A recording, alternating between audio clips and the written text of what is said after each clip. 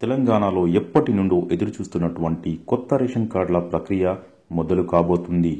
అర్హులైన పేదలకు కొత్త రేషన్ కార్డులు అందించేందుకు ఈ సంక్రాంతి నుంచే దరఖాస్తుల స్వీకరణకు పౌర సరఫరాల శాఖ సిద్ధమవుతున్నట్లు తెలుస్తున్నది. ఇందుకోసం ఆదాయ పరిమితిని, ఇతర అర్హతలపై అధికారులు కసరత్తు చేస్తున్నారు. గతంలో ఉన్న మార్గదర్శకాల్లో మార్పులు చేర్పులు చేయనున్నట్లు సమాచారం. ఆదాయ పరిమితిని కొంత పెంచాలని అధికారులు ప్రతిపాదించినట్లు మనకు తెలిసింది.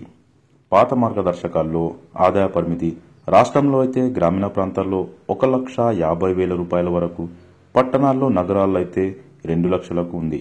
ఈ మొత్తాన్ని కొంత పెంచాలని భావిస్తున్నట్లు తెలుస్తుంది. ప్రస్తుతం ఉన్న వార్షిక ఆదాయ పరిమితిని ఒక 10-20 వేల వరకు పెంచే ప్రతిపాదన ఉన్నట్లు తెలుస్తుంది.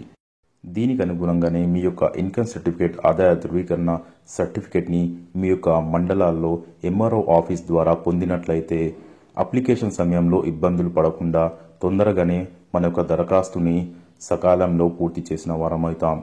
తెలంగాణలో గత 10 సంవత్సరాల నుంచి ఎన్నో బీద కుటుంబాలు ఎదురుచూస్తున్నటువంటి ఈ యొక్క రేషన్ కార్డు ప్రక్రియ ఇప్పటికీ మొదలవుతున్నందుకు చాలా సంతోషకరమైన విషయమే. దీనికి అనుగుణంగానే ఎన్నో ఉమ్మడి కుటుంబాలు ఉన్నటువంటి కొన్ని కుటుంబాలు విడిపోయి పెళ్లిళ్ళు అయి వేరుపడిన కుటుంబాలకు మార్పులు చేర్పులకు కూడా అవకాశం ఉన్నట్లు తెలుస్తుంది.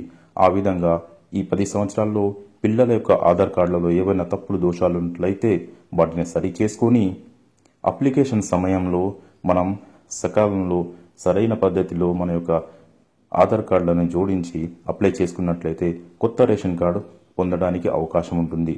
దీనికి అనుగుణంగా ముందు జాగ్రత్తగానే మనం అన్ని సరైన పత్రాలను సరైన పద్ధతిలో సమకూర్చుకున్నట్లయితే తొందరగానే మనకు రేషన్ కార్డులు పొందగలుగుతాము.